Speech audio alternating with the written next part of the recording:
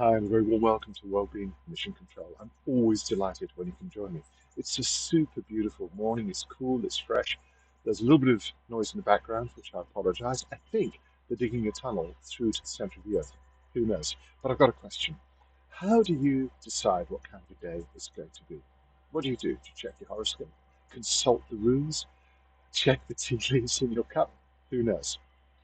The fact is, most of us have that feeling that life is fairly uncertain because we can't control what's going to happen.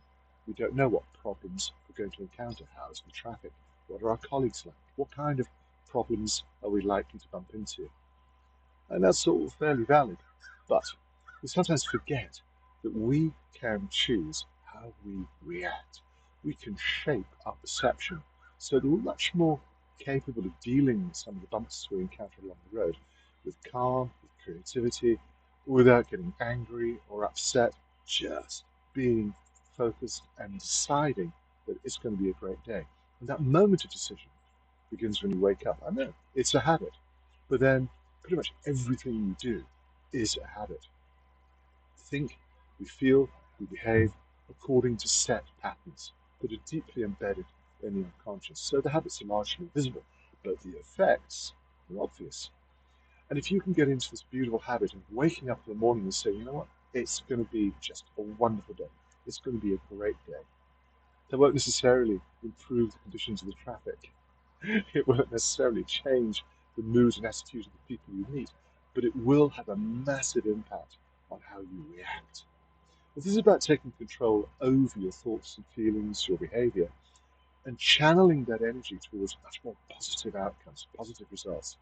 So if you don't get sucked into some of the chaos and drama that often unfolds during the normal day, this is a really fantastic habit to develop because you'll start to process information.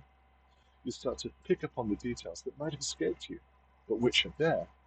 You pick up on details which could reinforce the idea of having a successful, perhaps healthy, happy day, which otherwise you would have missed.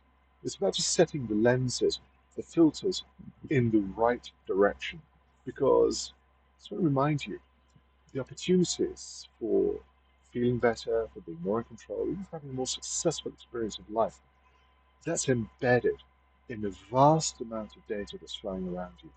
It's just that the conscious mind is picking up a tiny fraction of percent of what's available. When you tune into feeling good, feeling strong, making those declarations, you know what?